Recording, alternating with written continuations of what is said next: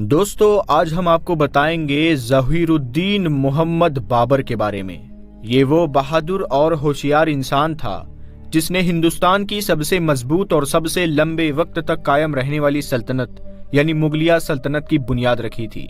दोस्तों, ये बात तो हम में से किसी से भी छुपी हुई नहीं है कि हमारे देश भारत पर अगर सबसे ज्यादा लंबे वक्त तक किसी ने हुकूमत की है तो वो है मुगलिया खानदान यानी सल्तनत मुगल। हमारे देश भारत को एक जगह पर इकट्ठा किया, बल्कि साथ साथ इस देश को हद से ज्यादा मजबूत और ताकतवर भी बनाया। लेकिन ना जाने ऐसा क्या हो गया कि आज मुगल सल्तनत का जब भी जिक्र किया जाता है तो जहां एक तरफ कुछ लोग उनका नाम सुनकर खुश होते हैं, वहीं दूसरी तरफ कुछ लोग ऐसे भी हैं जो उनका नाम सुनकर गुस्सा करने लगते हैं। और इन तमाम चीजों की एक ही वजह है, वो है इतिहास। क्योंकि मुगलों के बारे में हर एक को अलग अलग तरीके से इतिहास पढ़ाया जाता है। जहां एक तरफ कुछ लोगों को मुगल का सिर्फ साफ किरदार दिखाया जाता है और काले किरदार को छुपा लिया जाता है, तो वहीं दूसरी तरफ कुछ लोगों को मुगलों का सिर्फ काला किरदार दिखाया जाता है और सफेद किरदार को उनसे छुपा लिया जाता है। लेकिन दोस्तों, आज की इस वीडियो में हम आपको मुगलों की असल हिस्ट्री बताने वाले हैं और इस वीडियो में उनके पॉजिटिव और निगेटिव दोनों पॉइंट्स को रखेंगे। क्योंकि आज की इस वीडियो को हम जिस हिस्ट्री की बुक से बना रहे हैं, उस बुक का नाम, उस किताब का नाम है बाबरनामा। ये वो किताब है जो खुद मुगल सल्तनत के पहले सुल्तान यानी बाबर ने अपने हाथों से लिखी थी। तो दोस्तों, आज की इस वीडियो में हम जानेंगे कि आखिर बाबर कौन था और बाबर हिंदुस्तान में कैसे आया था और आखिर हिंदुस्तान में आने के बाद उसे इतनी छोटी फौज के साथ इतनी मजबूत और बड़ी सल्तनत को कैसे फतह कर लिया था, और वो कौन हिंदू राजा था जिसने बाबर को हिंदुस्तान आने के लिए दावत दी थी। साथ ही साथ हम जानेंगे कि आखिर बाबर का बाबरी मस्जिद के साथ क्या कनेक्शन था। इन तमाम चीजों के बारे में जानने से पहले इस वीडियो को एक लाइक करें। दोस्तों, बाबर का जन्म 14 फरवरी 1483 में एक ऐसे शहर में हुआ था जो शहर आज उज़्बेकिस्तान देश में पाया जाता है। बाबर का पूरा नाम ज़हीरुद्दीन मोहम्मद बाबर था। बाबर के बारे में सबसे खास बात यह है कि बाबर का रिश्ता बाप की तरफ से ऊपर जाकर अमीर तैमूर से मिलता था, जो अपने दौर का पूरी दुनिया का बहुत बड़ा सुल्तान था। वहीं दूसरी तरफ बाबर का उसकी माँ की तरफ से अगर रिश्ता देखा जाए तो ऊपर जाकर मंगोलों के सबसे बड़े सरदार चंगेज खान से मिलता था। यानी आसान लफ्जों में अगर ये कहा जाए तो गलत नहीं होगा कि ज़हीरुद्दीन बाबर को अमीर तैमूर और चंगेज खान की बहादुरी विरासत में मिली थी। दोस्तों, आप लोग तो ये जानते ही होंगे कि अमीर तैमूर की बहुत बड़ी सल्तनत थी, लेकिन जब अमीर तैमूर का इंतकाल हुआ तो उसकी सल्तनत को उसके बेटों ने कई हिस्सों में बांट लिया था। उन्हीं बांटी हुई सल्तनतों में से एक सल्तनत उज़्बेकिस्तान के इलाके में भी थी। ये सल्तनत अमीर तैमूर की 5 नस्लों के बाद आकर ज़हीरुद्दीन बाबर के बाप के हिस्से में आई थी और फिर बाबर के वालिद के मर जाने के बाद ये सल्तनत बाबर के हिस्से में आई। जिस वक्त बाबर अपने वालिद की सल्तनत की गद्दी पर बैठा, उस वक्त इसकी उम्र सिर्फ 13 साल थी। लेकिन फिर अचानक से बाबर के चाचा ने उसके खिलाफ बगावत कर दी। ना चाहते हुए भी बाबर को अपने चाचा से लड़ाई करना पड़ा और बाबर के हाथों से वो सल्तनत चली गई। उसके बाद बाबर कई सालों तक जंगलों में फिरता रहा। बाबर ने अपनी 30 साल तक की उम्र जंगलों में भटक भटक कर ही गुजार दी थी। बाबर के लिए कई दिन तो ऐसे मुश्किल से भरे हुए गुजरे थे कि बाबर को जंगलों में 2 वक्त की रोटी भी नसीब नहीं हुआ करती थी। लेकिन बाबर ने कभी हार नहीं मानी। बाबर को जब महसूस हुआ कि वो अपने वालिद की सल्तनत को वापस नहीं ले पाएगा, तो उसने अपनी सल्तनत को वापस लेने के बजाय अफगानिस्तान को फतह करने का इरादा बनाया। बाबर ने सबसे पहले अफगानिस्तान के कुछ इलाकों को फतह किया और उन इलाकों को फतह करने के बाद हिंदुस्तान की तरफ रवाना हुआ। दोस्तों, कहा जाता है कि जिस वक्त बाबर हिंदुस्तान को फतह करने के लिए हिंदुस्तान में दाखिल हुआ था, उस वक्त बाबर के पास सिर्फ 13,000 की ही फौज थी और उसका मुकाबला था पठान सल्तनत के सरदार यानी इब्राहिम लोदी से। इब्राहिम लोदी के पास तकरीबन 1 लाख की फौज थी। इब्राहिम लोदी को भी यही लग रहा था कि वो बाबर को आसानी के साथ हरा सकता है, क्योंकि इब्राहिम लोदी के पास 1 लाख की फौज के साथ साथ हजारों की तादाद में हाथी भी मौजूद थे। हालांकि बाबर के पास हाथी नहीं थे। दोस्तों, हर चीज बाबर के पास इब्राहिम लोदी के मुकाबले में कम थी। सिपाही भी कम थे, हथियार भी कम थे और हाथी भी नहीं थे। लेकिन उसके बावजूद भी बाबर को पूरा कॉन्फिडेंस था कि वो इब्राहिम लोदी को आसानी से हरा देगा, क्योंकि बाबर के पास एक ऐसा हथियार था जो आज से पहले हिंदुस्तान में किसी ने नहीं देखा था, और ना ही उस जंग से पहले हिंदुस्तान की किसी जंग में वो हथियार इस्तेमाल किया गया था। और वो हथियार था बाबर की खतरनाक तोपें। आखिरकार एक दिन पानीपत के मैदान में जहीरुद्दीन बाबर और इब्राहिम लोदी के बीच घमासान की जंग शुरू हो गई। इब्राहिम लोदी ने जब देखा कि मेरी फौज बाबर के मुकाबले में हद से ज्यादा है, तो उसने अपनी पूरी फौज को एक साथ खुले मैदान में हमला करने का ऑर्डर जारी किया। लेकिन शायद ये इब्राहिम लोदी की सबसे बड़ी गलती थी, क्योंकि बाबर ने जब देखा कि इब्राहिम लोदी की पूरी फौज एक साथ हमला करने वाली है, लेकिन शायद इब्राहिम लोदी की यही सबसे बड़ी गलती थी, क्योंकि बाबर ने जब देखा कि इब्राहिम लोदी की पूरी फौज खुलकर एक साथ हमला कर रही है, तो बाबर ने भी अपने सारे तोप चलाने वालों को तोप चलाने का हुक्म दे दिया।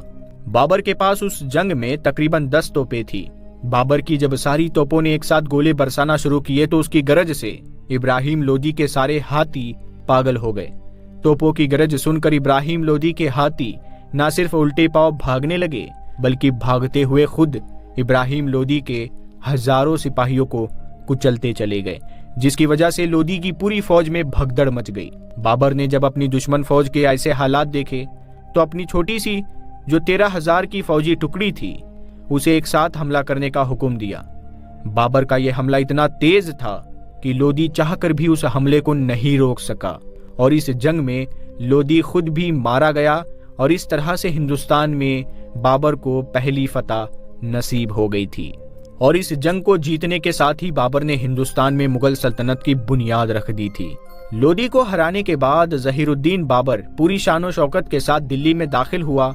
उस वक्त दिल्ली के सारे किलों पर लोदी की फैमिली का ही कब्जा था, लेकिन बाबर ने इब्राहिम लोदी की मां से इस शर्त के साथ वो किले खाली करवा लिए कि मैं लोदी की फैमिली के किसी भी मेंबर को कुछ नहीं कहूंगा और ना ही किसी को कोई जानी माली नुकसान पहुंचाया जाएगा।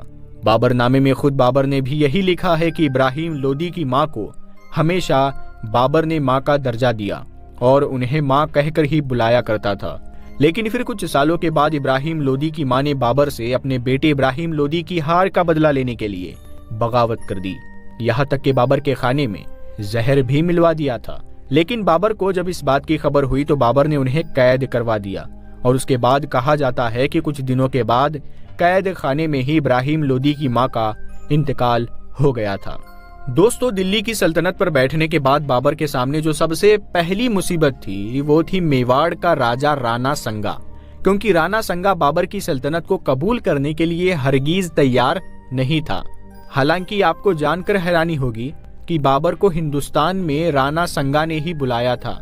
राणा संगा ने बाबर को यह खत लिखा था कि तुम भारत आओ और भारत को जालिम के हाथों से छुड़वा लो, क्योंकि राणा संगा ये सोच रहा था कि शायद बाबर भी अपने जद्दे अमजद यानी अपने पूर्वज अमीर तैमूर की तरह हिंदुस्तान को सिर्फ फतह करके और इसे लूट करके वापस अपने वतन चला जाएगा, और जब लोधी सल्तनत लुट जाएगी तो हम सब राजपूत मिलकर एक साथ बड़ी सल्तनत कायम कर लेंगे। लेकिन उसे इस बात का जर्रा बराबर भी शक नहीं था कि बाबर इब्राहिम लोदी को हराकर हिंदुस्तान में ही रहकर सल्तनत करने लगेगा। लिहाजा जब बाबर ने दिल्ली पर सल्तनत करना शुरू की तो राणा संगा ने बाबर की सल्तनत को मानने से इनकार कर लिया। साथ ही साथ आपको बताते चले कि राणा संगा ने न सिर्फ बाबर को भारत में बुलाया था, बल्कि साथ साथ ये भी कहा था कि वो इब्राहिम लोदी के खिलाफ बाबर का जंग में साथ भी देगा।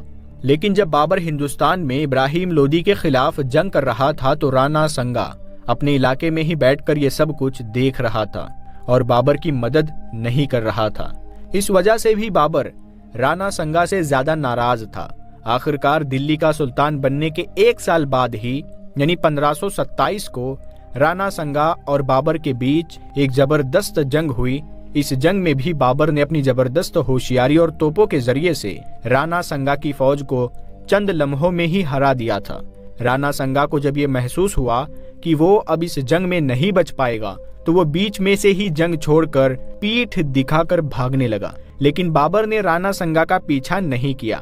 कहा जाता है कि बाबर से हारने के ठीक 1 साल के बाद ही राणा संगा की मौत हो गई थी और फिर 1-2 साल के बाद ही यानी 1530 में खुद बाबर की भी मौत हो गई थी। दोस्तों, अगर बात की जाए बाबर की कब्र के बारे में, तो क्योंकि बाबर ने ये नसीहत की थी कि उसके मरने के बाद उसको उसके पुराने वतन यानी काबुल में ही दफना दिया जाए, तो इसलिए बाबर को उसके बेटे हुमायूं ने काबुल में ही दफनाया था।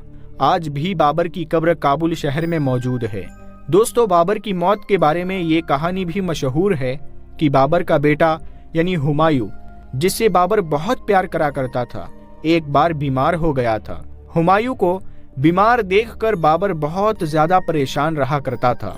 बाबर हमेशा रो रो कर यही दुआ करता था कि ऐ अल्लाह, तू मेरे बेटे हुमायूं को ठीक कर दे, चाहे तो हुमायूं के बदले में मेरी जिंदगी ले ले, यानी मेरी उम्र मेरे बेटे हुमायूं को लग जाए। और कहा जाता है कि अचानक से एक दिन हुमायूं ठीक हो गया।